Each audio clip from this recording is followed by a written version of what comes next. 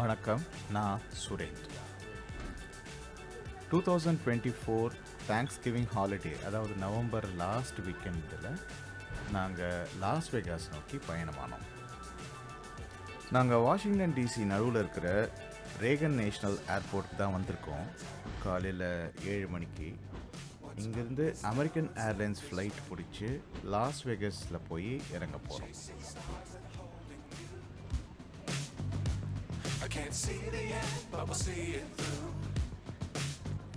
இந்த டிசி ஏரியாவில் மொத்தம் 3 ஏர்போர்ட் இருக்குது.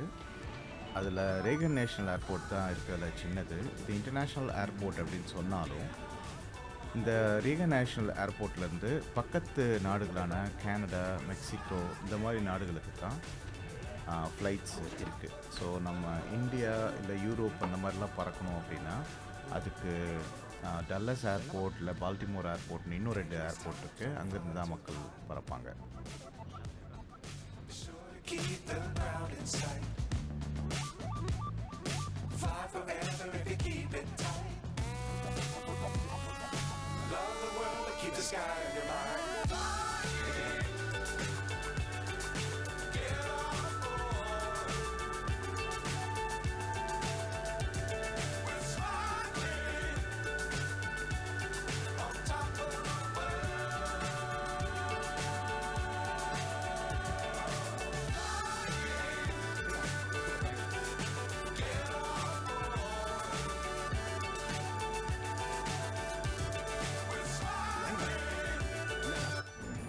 அமெரிக்கன் ஏர்லைன்ஸ் தான் உலகத்திலே லார்ஜஸ்ட் ஏர்லைன்ஸ் அப்படின்னு சொல்கிறாங்க. 1715 விமானங்கள் வந்து அமெரிக்கன் ஏர்லைன்ஸ் கிட்டே இருக்குது. இது வந்து டொமஸ்டிக் அண்ட் இன்டர்நேஷ்னல் எல்லா ஃப்ளைட்ஸும் சேர்த்தி.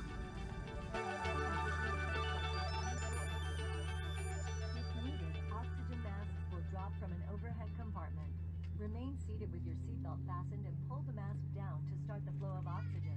Place the mask over your nose and mouth and put the elastic band over your head. American ஏர்லைன்ஸில் எக்கானமி கிளாஸில் தான் நாங்கள் பயணம் ஆனோம். நல்ல லெக் ஸ்பேஸ் இருந்தது. இங்கே டொமஸ்டிக் ஃப்ளைட்ஸ் அப்படிங்கிறனால லஞ்சு, பிரேக்ஃபாஸ்ட் இதெல்லாம் கொடுக்கல. ஒரு பிஸ்கட்டும் ஒரு ட்ரிங்க்கும் கொடுத்தாங்க. லைக் காஃபி ஆர் ஜூஸ் எது வேணால் நம்ம சூஸ் பண்ணிக்கலாம். ஃப்ளைட்டை டேக் ஆஃப் ஆக ரெடி ஆகிடுச்சு. நம்ம டேக் ஆஃப் முடிஞ்சு பேசலாம்.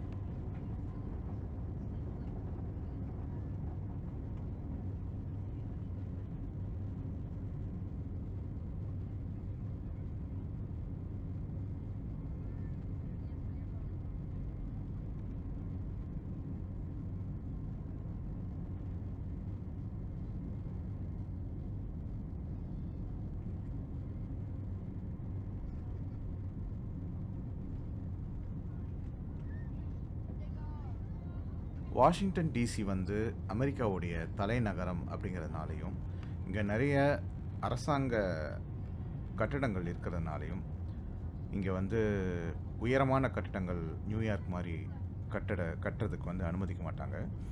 இப்போ நீங்கள் பார்த்துருக்கிறது தான் பென்டகன். ரொம்ப உலகத்தின் மிக மிக பாதுகாப்பான ஒரு பகுதி. 5 மணி நேர பயணத்திற்கு பிறகு நம்ம லாஸ் வேகாஸ் நெருங்கிட்டோம். இப்போது இந்த விமானம் வந்து தரையிறங்க போகுது. லாஸ் வேகாஸ் வந்து ஒரு சூடான ஒரு பாலைவன பகுதியில் தான் அமைஞ்சிருக்கு. இதோட வரலாறு வந்து ரொம்ப இன்ட்ரெஸ்டிங்காக இருக்கும். அதை கொஞ்ச நேரம் கழித்து நம்ம பேசலாம். இங்கே சம்மர் டைமில் வந்து ரொம்ப ரொம்ப சூடாக இருக்கும். அதனால் மக்கள் வந்து சம்மர் டைம் இங்கே வர்றதுக்கு அவ்வளோ விரும்ப மாட்டாங்க. வாஷிங்டன்லேருந்து நம்ம கிளம்பும் போது பார்த்த பசுமைக்கும் இப்போ லாஸ் வேகஸில் பார்க்குற இந்த லேண்ட்ஸ்கேப்புக்கும் உங்களுக்கு நிறைய வித்தியாசங்கள் தெரியும். இதுதான் அமெரிக்கா.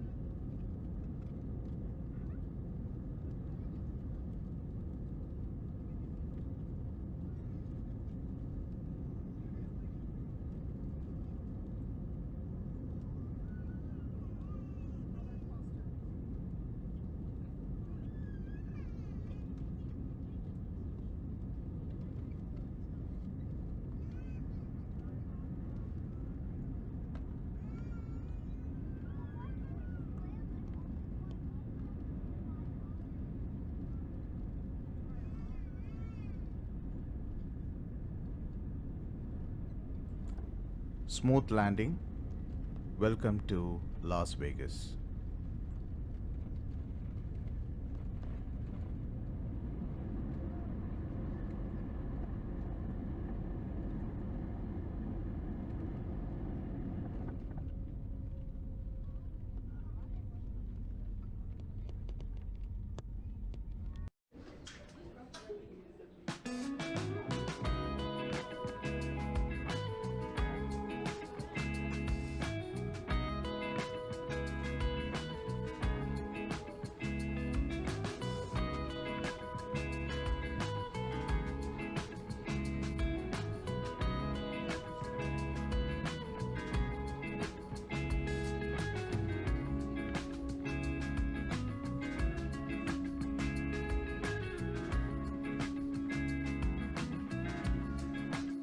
லாஸ் வேகஸ் வந்து நெவேடா அப்படிங்கிற ஸ்டேட்டில் இருக்குது. இது வந்து entertainment capital of the world அப்படின்னு சொல்கிறாங்க. இங்கே நிறைய வண்ண விளக்குகளால் அலங்கரிக்கப்பட்ட ஏகப்பட்ட ரிசார்ட்ஸ் இருக்குது. அப்புறம் அந்த ஊர் முழுக்க சூதாட்ட விடுதிகளால் நிரம்பி இருக்கும்.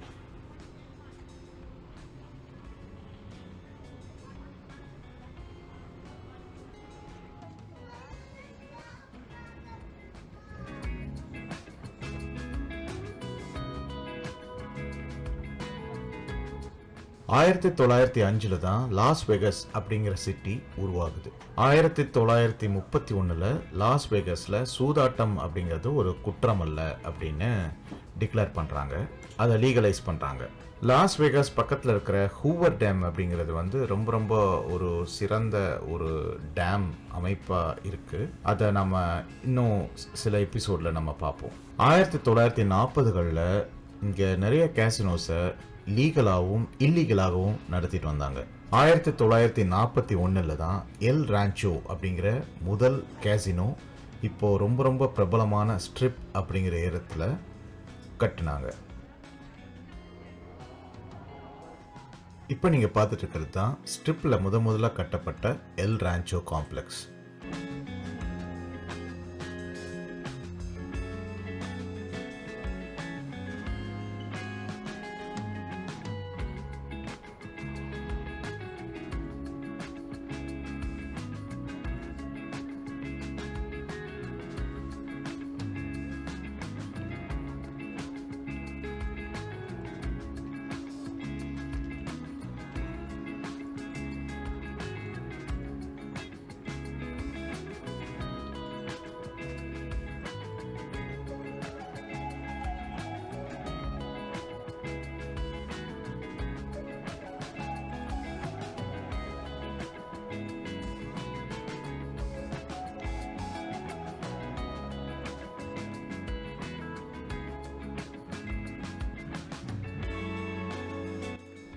நாங்கள் வந்து இறங்கின டெர்மினல்லேருந்து பேகேஜ் கிளைம்ஸ் இருக்கிற இடத்துக்கு போகிறதுக்கு நடுவில் ஏர்போர்ட்டுக்குள்ளே ஒரு ட்ரெயின் விட்டுருக்காங்க.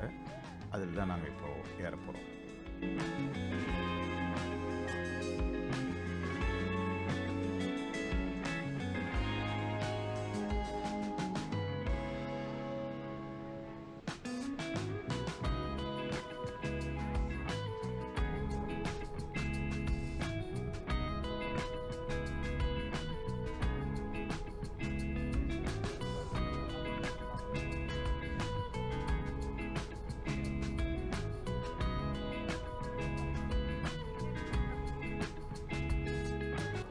லாஸ் வேகாஸ் வந்து மது, மாது, சூது இது மூணுக்கும் ரொம்ப பெயர் போன ஒரு ஊர். அதனால் இதை வந்து சின் சிட்டி அப்படின்னு சொல்லுவாங்க. நிறைய பேருக்கு வந்து கல்யாணத்துக்கு முன்னாடி பேச்சுலர் பார்ட்டி அப்படின்னு சொல்லிட்டு இங்கே கூட்டிகிட்டு வந்துடுவாங்க. What you do in the city stays here அப்படின்னு சொல்லியும் இந்த ஊரை சொல்லுவாங்க. சின் சிட்டி அப்படின்னு சொல்லுவாங்க. ஸோ அதனால் குழந்தைங்களை கூட்டிகிட்டு இந்த ஊருக்கு வரவங்க கொஞ்சம் கவனமாக இருக்கணும்.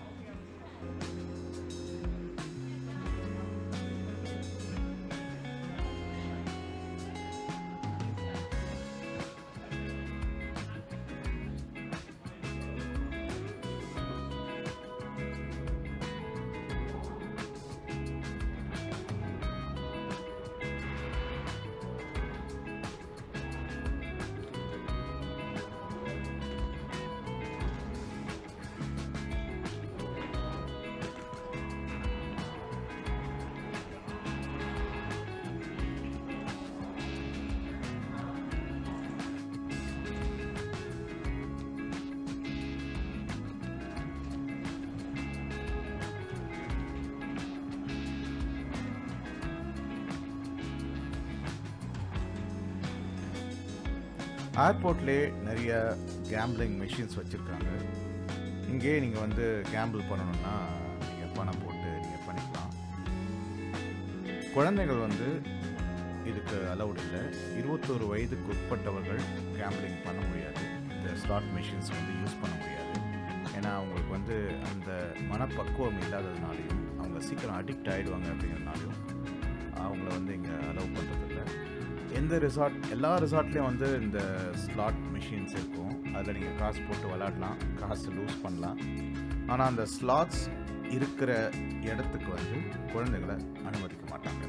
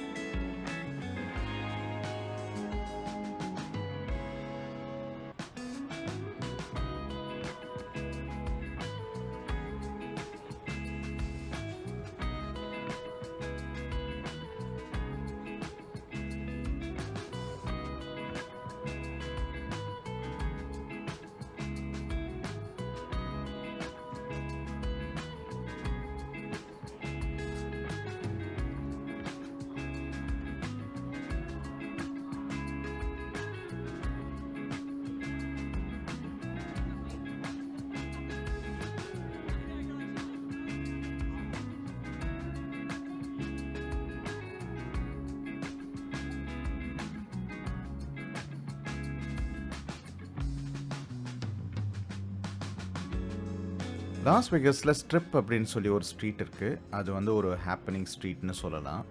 அங்கே தான் எல்லா ரிசார்ட்ஸுமே இருக்குது. ஸோ இரவு நேரங்களில் ஒரே லைட்ஸு, வண்ண விளக்கங்களால் அலங்கரிக்கப்பட்ட நீங்கள் ரிசார்ட்ஸ் எல்லாத்தையும் நீங்கள் பார்க்கலாம். ஸோ அதனால் அங்கே தான் மக்கள் வந்து அங்கே இருக்கிற ஏதாவது ஒரு ரிசார்ட்டில் தங்கணும் அப்படின்னு விரும்புவாங்க. அங்கே என்ன ஒரு பிரச்சனைனா, ஒவ்வொரு ரிசார்ட்லேயும் ஒவ்வொரு நாளைக்கும் தங்குறதுக்கு கார் பார்க்கிங் வந்து $15 சார்ஜ் பண்ணுறாங்க. அது இல்லாமல் வேறு ஏதாவது ரிசார்ட்டை நீங்கள் போய் பார்க்கணும் அப்படிங்கிறதுக்காக நீங்கள் கார் எடுத்துகிட்டு போய் அந்த ரிசார்ட்டில் நீங்கள் பார்க் பண்ணிங்கனாலும் அங்கே வந்து $15 வந்து சார்ஜ் பண்ணுறாங்க. ஸோ அதனால் நாங்கள் வித்தியாசமாக இந்த வாட்டி முழுக்க பப்ளிக் டிரான்ஸ்போர்ட்டே யூஸ் பண்ணலாம் இந்த ட்ரிப் முழுக்க. எக்ஸப்ட் ஒரு டே வந்து நாங்கள் ஹூவர் டேம் போகலான்னு பிளான் பண்ணியிருக்கோம். அன்றைக்கு மட்டும் நம்ம கார் எடுத்துகிட்டு மற்ற நாள் எல்லாமே நம்ம வந்து பப்ளிக் டிரான்ஸ்போர்ட்டே யூஸ் பண்ணலாம் அப்படின்ட்டு நாங்கள் முடிவு பண்ணோம். லாஸ் வெகஸில் டியூஸ் அப்படின்னு சொல்லி ஒரு பஸ் ஓடுது. அது வந்து எவ்ரி 5 மினிட்ஸ்க்கு வந்து அந்த பஸ் ஓடிட்டே இருக்குது. அது வந்து 24 மணி நேரமும் இருக்குது. அதனால் அந்த டியூஸ் பஸ்ஸை நோக்கி தான் இப்போ நாங்கள் போயிட்டுருக்கோம். அந்த டியூஸ் பஸ் வந்து பார்த்திங்கன்னா 2 மணி நேரம் பயணத்துக்கு $4 சார்ஜ் பண்ணுறாங்க. ஒரு நாள் முழுக்க நீங்கள் 24 மணி நேரம் நீங்கள் வந்து அந்த பஸ்ஸில் ட்ராவல் பண்ணணும் அப்படின்னா $8 சார்ஜ் பண்ணுறாங்க. 3 நாளைக்கு நீங்கள் தொடர்ந்து அந்த பஸ்ஸில் ட்ராவல் பண்ணணும் அப்படின்னா $20 சார்ஜ் பண்ணுறாங்க. ஸோ அது வந்து ஃபுல்லாக அந்த ஸ்ட்ரிப்பு ஃபுல்லாக அந்த டியூஸ் பஸ் வந்து ஓடிக்கிட்டே இருக்குது. ஆனால் இன்றைக்கி நாங்கள் லாஸ் வெகஸில் டவுன் டவுனில் தங்க போகிறோம். அதனால் நாங்கள் வேறு ஒரு பஸ் எடுத்து பிளாசா அப்படிங்கிற ஒரு ஹோட்டலுக்கு தான் நாங்கள் இப்போ போக போகிறோம்.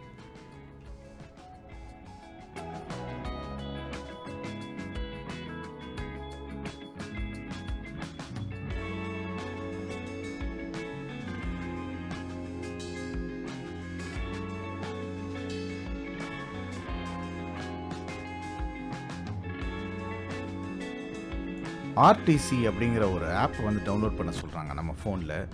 அதுக்கப்புறம் நம்ம ஜிபே வழியாக டிக்கெட் எடுத்துக்கலாம். அதுக்கப்புறம் முன்னால் ஏறும்போது அங்கே ஒரு ஸ்கேனிங் மெஷின் வச்சுருக்காங்க. அதில் அந்த ஆப்பை வந்து நம்ம ஸ்கேன் பண்ணிட்டா அவங்க உள்ளே ஏறுறதுக்கு அலோவ் பண்ணிடுறாங்க.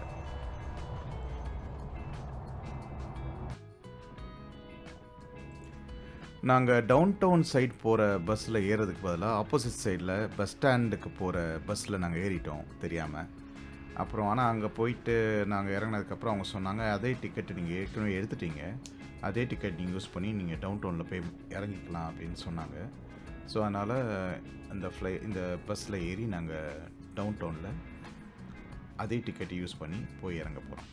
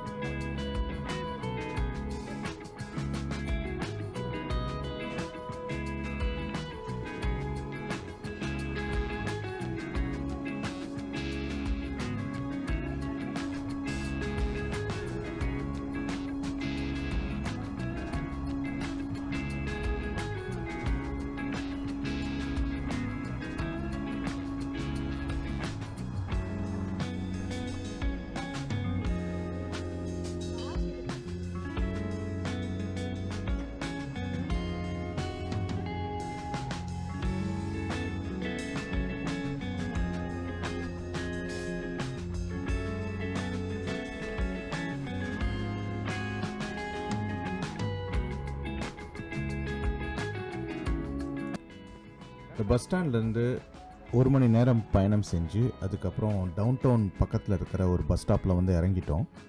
இப்போ நாங்கள் தங்க போகிற டவுன் டவுன் முன்னாலே இருக்கிற பிளாசா அப்படிங்கிற ஹோட்டல் நோக்கி நாங்கள் நடந்து போகிறோம்.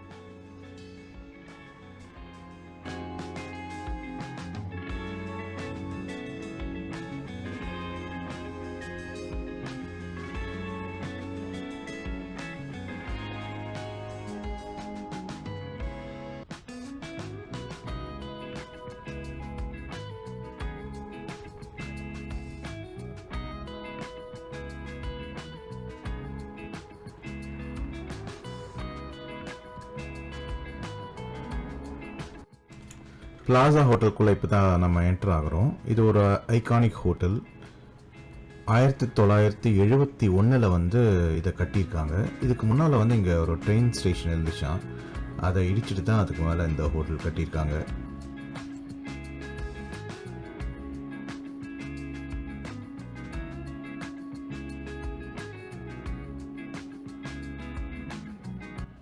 லாஸ் வேகாஸில் ஸ்லாட் மெஷின்ஸ் இல்லாத ரிசார்ட்டே இல்லை அப்படின்னு சொல்லலாம். எல்லா ரிசார்ட்லையுமே இந்த மாதிரி கேம்பிள் பண்ணுறதுக்கு ஸ்லாட் மெஷின்ஸ் இருக்கும். அந்த மாதிரி கீழ்த்தளம் முழுக்க பிளாசா ஹோட்டலில் வந்து ஸ்லாட் மெஷின்ஸால் நிரம்பி இருந்தது.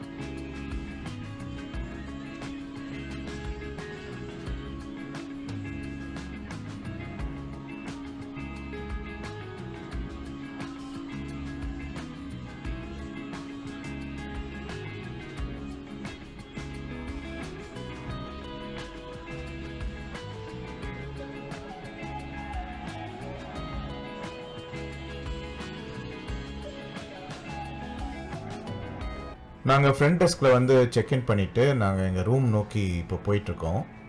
எங்களுக்கு 15வது மாடியில் தான் ரூம் அலாட் பண்ணியிருக்காங்க.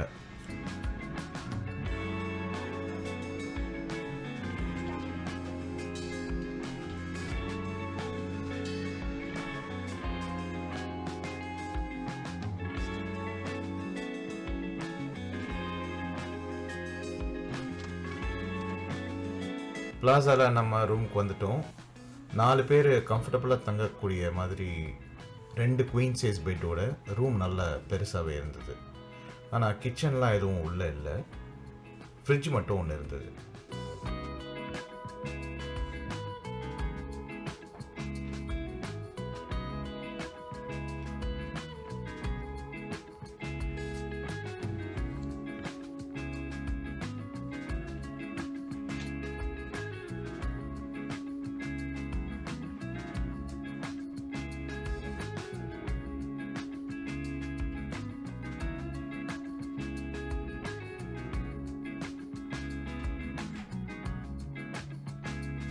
இதோட எங்கள் லாஸ் வேகஸ் பயணத்தின் முதல் பகுதி முடிவடைந்தது. அடுத்த எபிசோடில் நம்ம ஃப்ரீமான்ட் ஸ்ட்ரீட்டை நம்ம எக்ஸ்ப்ளோர் பண்ணலாம். நன்றி, வணக்கம்.